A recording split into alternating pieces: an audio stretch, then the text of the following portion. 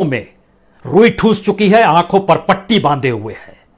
लेकिन अर्थव्यवस्था की लाल बत्ती ने अगर महंगाई दर का 24 साल पुराना रिकॉर्ड भी तोड़ दिया है तो इसके असर अब बैंकों पर पड़ रहे हैं, शेयर बाजार पर पड़ रहे हैं। आम आदमी तो पहले से ही त्रस्त था और आंकड़ों से खिलवाड़ करती हुई सरकार को भी अब सूझ नहीं रहा है कि महंगाई दर को कितना कम करे। आंकड़ों के लिहाज से कितना कम कर सकते हैं, वो कम कर नहीं पाई। 1998 में 15% पार थोक महंगाई दर थी। आज की तारीख में जब रिपोर्ट आई तो पता चला 15% पार कर चुकी है। 2014 में मनमोहन सिंह के काल में खुदरा महंगाई दर 8% पार की थी और 2 दिन पहले ही खुदरा महंगाई दर ने 8% पार कर लिया। यानी मोदी सरकार अर्थव्यवस्था को लेकर अपने सबसे बुरे काल में जी रही है। लेकिन क्या वाकई उसके पास कोई रास्ता है? क्योंकि LIC जैसी कंपनी जो शेयर बाजार में जब जब गई, शेयर बाजार में रौनक आ गई। कोई डूबेगा नहीं, इसका पैसा कहीं ना कहीं तो लग ही जाएगा। और सरकार ने भी अपने सीने पर तमगा LIC का ही लगाया, चाहे वो IDBI बैंक डूबे या कोई भी कंपनी डूबती हुई नजर आए तो सरकार उसे उबारने के लिए LIC का पैसा वहां लगा ही देती है। और LIC के शेयर्स की लिस्टिंग में ही LIC के निवेशकों को पहले दिन ही झटका लग जाए। सामान्य तौर पर ऐसा होता नहीं है, लेकिन हुआ है। बैंकों के पास पैसा देने को नहीं है क्या? वो पैसा LIC में क्यों लगाएंगे? वह तो अडानीज को पैसा देंगे जो खुद 2,20,000 करोड़ के कर्ज में डूबे हुए हैं। लेकिन गाहे बगाहे उनसे तो पैसा आ जाएगा। वो सरकार के साथ हैं तो पैसा रोका भी नहीं जाएगा। लेकिन LIC से पैसा कैसे आएगा? इस शेयर बाजार से पैसा कौन निकालेगा? तो बैंकों ने भी क्या हाथ पीछे कर लिए हैं? और ये तमाम परिस्थितियां जिस लाल बत्ती की दिशा में इशारा कर रही है, कहीं वह घबराने वाली स्थिति तो नहीं है। क्योंकि महंगाई के दायरे में धीरे धीरे हर कोई आ रहा है। बैंक आ रहे हैं, शेयर बाजार आ रहे हैं, सारे सामान आ रहे हैं, लोगों की जमा पूंजी आ रही है। और जो निवेशकों ने अपने पेंशन की रकम लगाई LIC के IPO को खरीदने में, जो उन्होंने शेयर्स खरीदे, पहले दिन ही उन्हें 8.5% तक का नुकसान हो गया।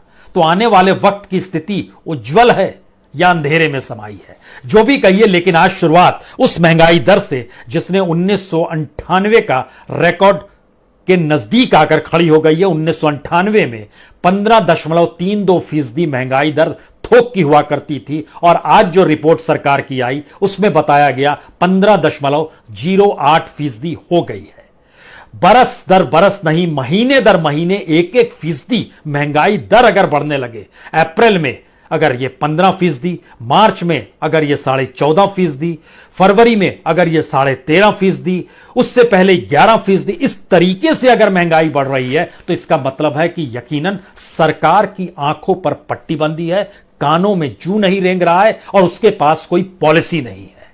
और पॉलिसी है तो पॉलिसी पैरालिसिस कुछ ऐसी है, आज एक नीति कल दूसरी नीति। LIC को लेकर जो वैल्यूएशन किया गया वो इतना कम वैल्यूएशन क्यों किया गया कोई नहीं जानता है, जबकि हर कोई जानता है कि इस LIC के ऊपर 5 करोड़ से शुरुआत की गई थी और इसने अपने इस पूरे उम्र काल में 23 लाख करोड़ रुपए सरकार को यह दे चुकी है।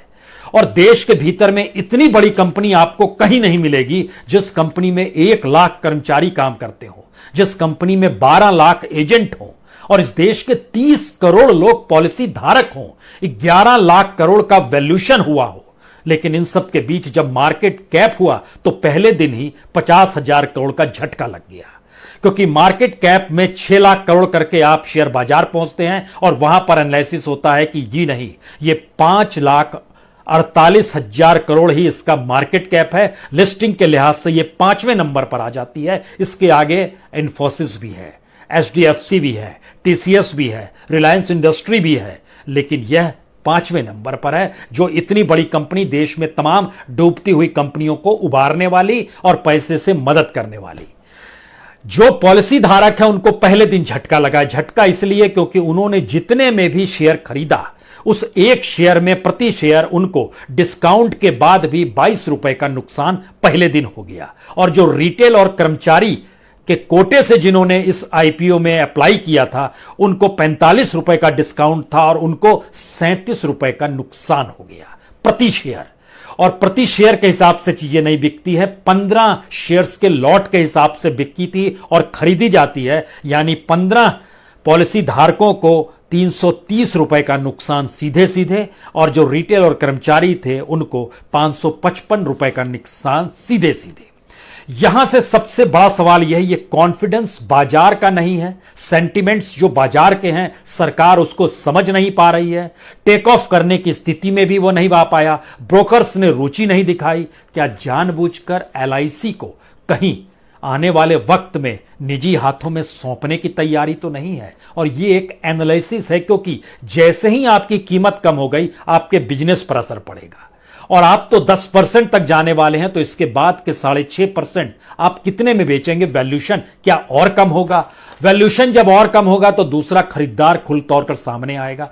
ये सारी परिस्थितियां मौजूदा वक्त में उस अर्थव्यवस्था की लाल बत्ती को दिखा रही है जिस पर से सरकार ने आंख मूंदी हुई है। जो महंगाई है उसके दायरे में ये सब क्यों आ गए और इसके दायरे में क्यों फंसते चले जा रहे हैं? इसके लिए सबसे बेहतरीन चीज इस रूप में समझ लीजिए, महंगाई का सबसे बुरा असर किसी के जरिए पड़ा है तो वह है पेट्रोल और डीजल। आरबीआई खुद मान रही है, आरबीआई तो यह भी कह रही है अब आने वाले वक्त में अभी हम नहीं कह पाएंगे कि आपको राहत रियायत महंगाई से मिलेगी या नहीं मिलेगी, उसने हाथ खड़े कर दिए हैं। पेट्रोल डीजल की वजह युद्ध से जोड़ा जा रहा है, अनाज संकट युद्ध से जोड़ा जा रहा है, और इस दौर में शेयर बाजार से खिलवाड़ सरकार ये जानते समझते हुए कर रही है कि सेंटिमेंट्स बाजार के ठीक नहीं है। जो फॉरेन इन्वेस्टर्स हैं उन्होंने एलआईसी पर दांव नहीं लगाया, क्योंकि उनका कहना है ना तो उनको एलआईसी के डॉक्यूमेंट्स दिए गए, ना जो वैल्यूएशन की गई वह ठीक नजर आ रही है, तो ऐसे में वो कैसे इंतजार करेंगे? मैसेज बहुत साफ है कि आप इस अर्थव्यवस्था से खिलवाड़ तो नहीं कर रहे हैं, और खिलवाड़ करते करते स्थितियां इतनी नाजुक हो गई, जो आपकी इकोनॉमी के बैरोमीटर्स हैं वही डगमगाने लगे हैं, और बैंक भी अपने तौर पर कितना पैसा किसे देगा, वो बोरोइंग कम कर देगा, वो पैसा कम लेना शुरू कर देगा। कौन सी स्थिति है? इस बात को इस रूप में समझिए कि एसबीआई की रिसर्च रिपोर्ट और अब आने वाले वक्त में जब वो मॉनेटरी पॉलिसी की बैठक जून और अगस्त में होनी है, तो इस रिसर्च रिपोर्ट में साफ तौर पर बताया गया कि उस जून और अगस्त में इंटरेस्ट रेट बढ़ा सकते हैं, यानी जिन्होंने कर्ज लिया हुआ है उनकी ईएमआई जो है और बढ़ जाएगी, यानी और दुख के दिन आपके और हमारे सामने आने वाले हैं। लेकिन सरकार इस दिशा में नहीं जा रही है। अगला सवाल, क्या वाकई जो पेट्रोल डीजल है उसके अलावे कुछ नहीं? जी नहीं, सबसे बड़ा असर मैन्युफैक्चरिंग प्रोडक्ट्स का भी है, जिसकी महंगाई दर 10% से ज्यादा हो चली है, और रिटेल सेक्टर और थोक यानी दोनों को जब मिलाकर चलना शुरू कीजिएगा तो इसको इस बात से समझिए कि जो हम लोग खरीदते हैं सामान उसमें सबसे बड़ा हिस्सेदारी फूड एंड उसके प्रोडक्ट्स की होती है, तकरीबन 45%, और इस 45% को लेकर थोक महंगाई दर जो है वह लगभग 20 से 40% तक की बढ़ोतरी पर है। इसका मतलब है कि अगली बार जब आप सुनेंगे तो पता चलेगा रिटेल सेक्टर में महंगाई दर और बढ़ गई। इसके बाद जब आप थोक महंगाई दर सुनेंगे तो पता चलेगा वह 16% भी पार कर गई। लेकिन इसके असर निचले स्तर पर क्या हो रहे हैं और इस देश के भीतर क्या हो रहे हैं, और बैंकों की हालत नाजुक क्यों हो चली है? इस देश में जनता को राहत और रियायत देने के नाम पर आरबीआई हाथ खड़े क्यों कर रहा है, और सरकार इकोनॉमी को लेकर चू भी कर पाने की स्थिति में क्यों नहीं आ रही है?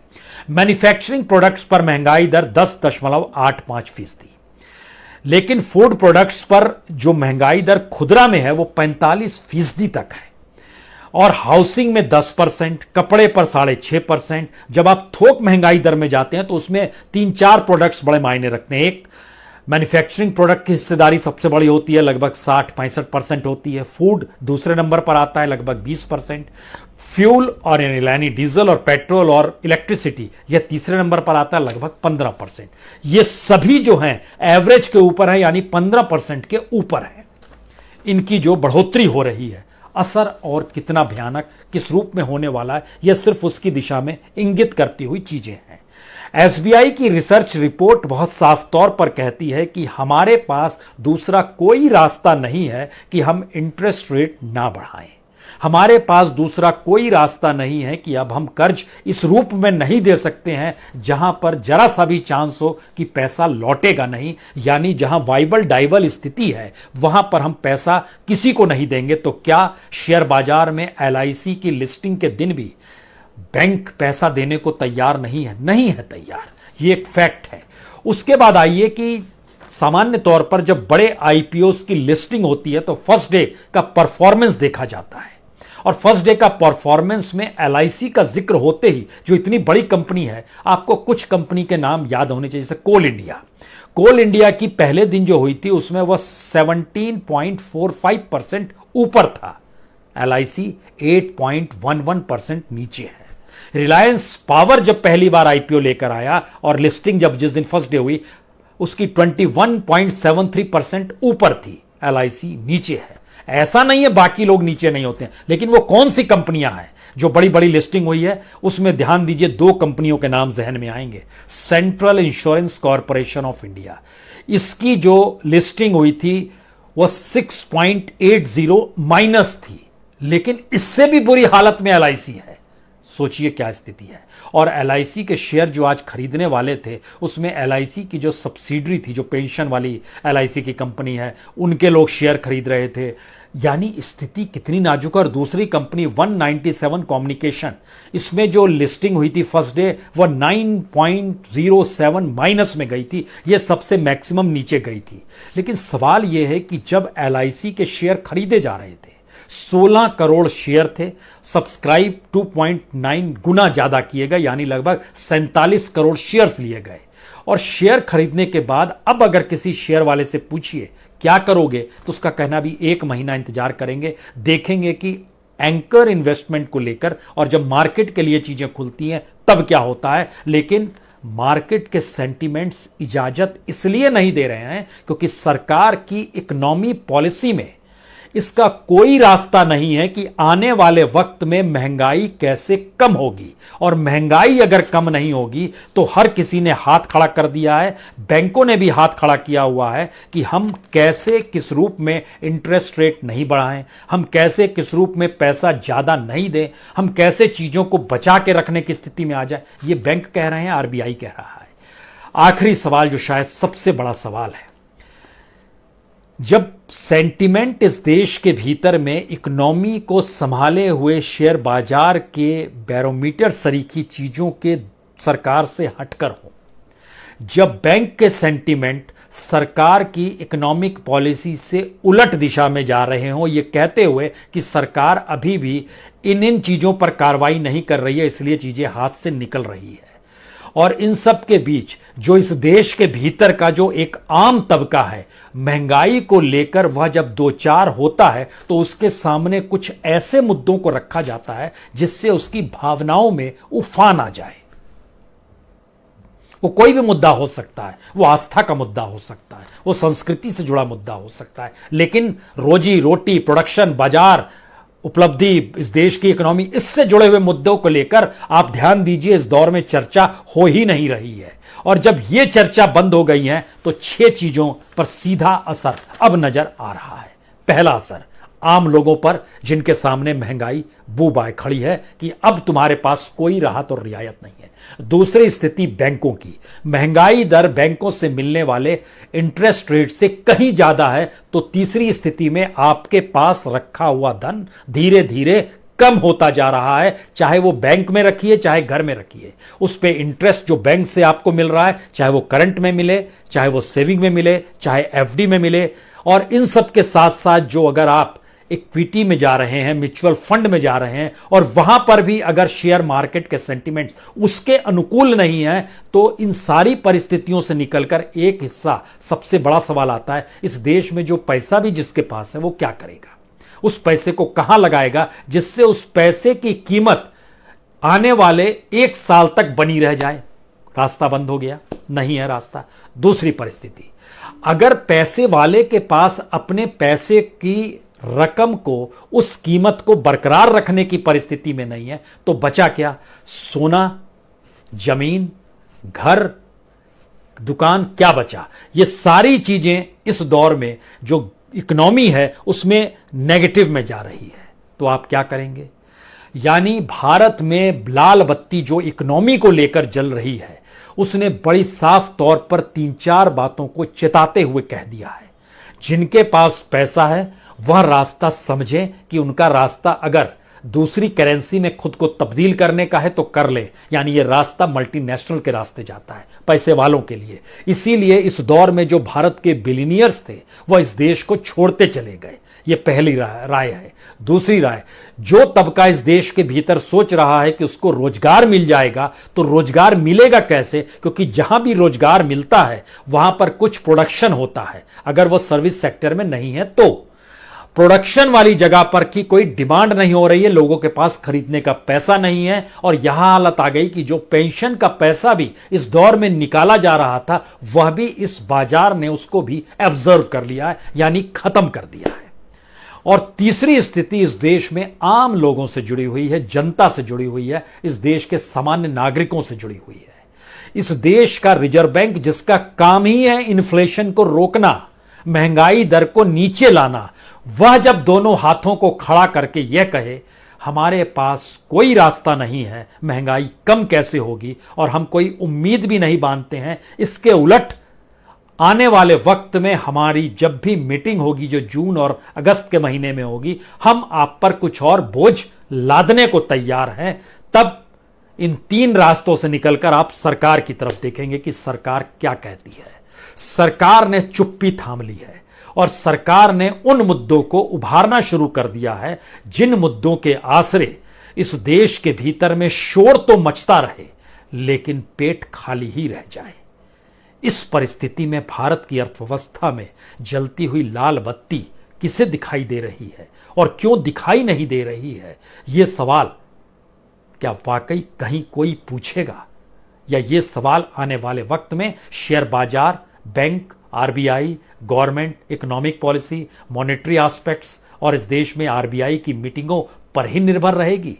और महंगाई भारत के भीतर में अपने पड़ोसियों की तुलना में ऐसा नहीं है कि कम है। अगर रुपए की मूल्य डॉलर के मुकाबले देखें और भारत की जो ट्रिलियन की इकोनॉमी है उसके मापक देखें और भारत की बढ़ती हुई जनसंख्या के गरीबी के दायरे को देखें, तो आपको जानकर हैरत आ जाएगी। भारत का सबसे गरीब तबके के जनसंख्या के भीतर पाकिस्तान समा जाएगा, श्रीलंका समा जाएगा, बांग्लादेश समा जाएगा, नेपाल समा जाएगा, मालदीव समा जाएगा और अफगानिस्तान भी समा जाएगा। उन सारी जनसंख्या को जोड़ दीजिए, उतनी बड़ी तादाद में इस देश में 5 किलो अनाज और गरीबी की रेखा से नीचे की परिस्थितियों में जीता हुआ हिंदुस्तान है। और हम तो आपसे बात शेयर बाजार की करने निकल पड़े थे, बैंकों की करने निकले थे। यह तो एक चंद क्लास की जरूरत है। उस चंद क्लास के सामने पहली बार इकोनॉमी की रेड लाइट आई है। बाकी का समाज तो अलग है, उसकी दुनिया अलग है। इस 2 हिस्सों के बीच में खड़े होकर सोचना शुरू कीजिए या ठाके लगाइए, क्या वाकई स्थिति नाजुक है और कोई देखने वाला नहीं है? या फिर इस त्रासदी पर गुस्से में आ जाइए, क्या वाकई देखने वाला कोई नहीं है और यही सच है? जो करना है कीजिए, लेकिन स्थिति नाजुक है। बहुत बहुत शुक्रिया, बहुत बहुत शुक्रिया।